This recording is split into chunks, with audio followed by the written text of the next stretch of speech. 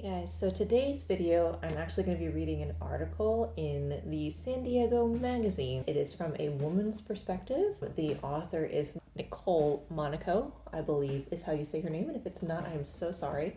I will link it below. And the title is Unhinged, a dating series, finding connection in a disconnected world. Danica Underhill wants to know when we all got so socially awkward. Well, I was born socially awkward, but that's another story. I met Underhill in my DMs. After reading one of my pieces, the 38-year-old whiskey brand ambassador wrote me to share about a relationship that started right before the pandemic and ended in a FaceTime breakup 3 years later, and 2 days before Christmas. As she drove home from Palm Springs one afternoon, we hopped on a call to chat about her experiences dating in the city. I wanted to know if the feelings I had about dating were the same as others, or if I really was on an island of my own making. We connected on something over the course of our conversation. Dating has felt different and more difficult for both of us since the advent of the pandemic. For Underhill, the realization occurred when she tried revisiting dating apps in 2022, which I can't believe 2022 is already 2 years ago. What?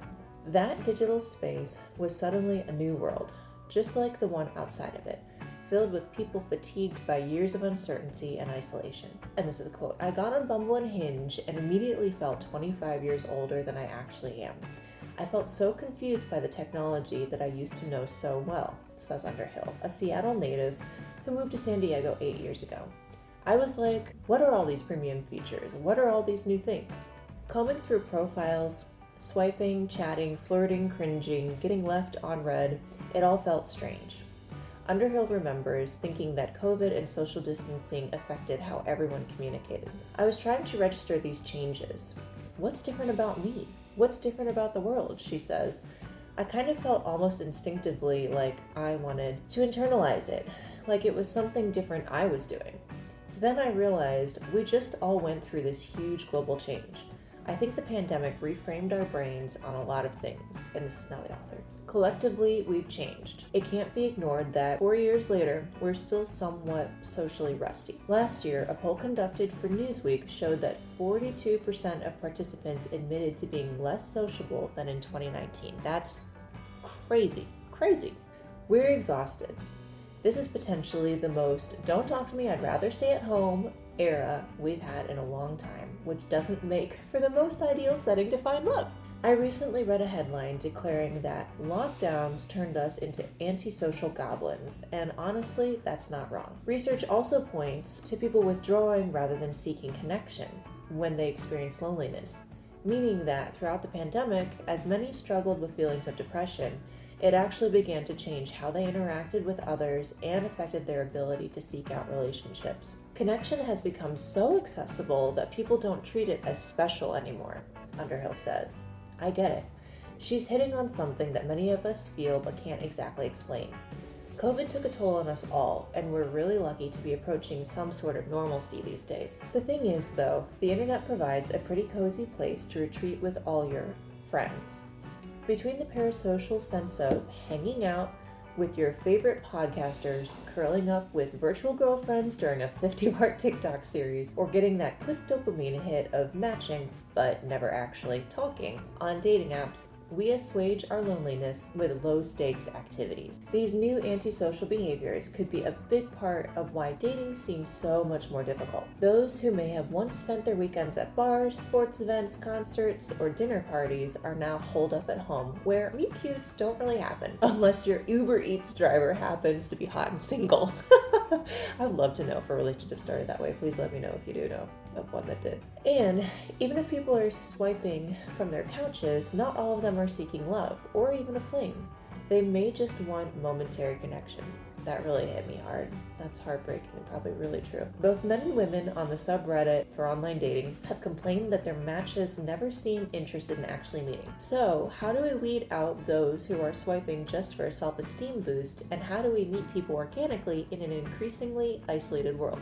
If writing this column has taught me anything, it's that being vulnerable allows others to be the same. Like Underhill, many people have reached out to me, a complete stranger, to share their need for connection. And potential dates have shot their shot knowing that I'm looking for something real. My situation is unique. I'm not unaware of that fact. But for some, getting out there may mean hitting an Instagram social meetup with friends and committing to talking to at least 2 people you don't know. Or it's forgoing the standard answers on your Hinge profile and clarifying exactly what you're looking for, which I think is great. I don't really know a ton about online dating. I briefly did it many years ago, but I got to a place after that, before meeting my husband, where I was like, I will never do online dating again personally, but I do feel like there's got to be an art where obviously you don't want to use way too many words, but just being genuine and authentic and intentional with creating the profiles, I think really should at least go a long way. If you're searching for love and the apps aren't cutting it, or the meetups aren't happening, it's time to get off the couch in a pre-pandemic kind of way. Hit the bar, organize a dinner party, take yourself on a solo date with a book, or buy tickets to the next Wave FC game. Your chances increase the more you leave your house. Digging deeper with people is riskier than the safety of scrolling or swiping. Trust me, I know. But because of that, the rewards are far bigger too. I think that's incredibly wise. I'd love to hear your thoughts and what you're doing to help yourself return to a more sociable you. As for Underhill, she remains hopeful. She's still using the apps, making the first move with the gif from Forrest Gump waving hello and switching her perspective on the COVID slope. I was just thinking that my biggest nightmare at the gym would be me using a machine and somebody coming over and correcting me because I just felt like it would be so embarrassing, she says. But then I was like, I'm describing a meet cute. I love that. We're all struggling, she reminds me, but maybe that's part of what may bring us together at the end of the day.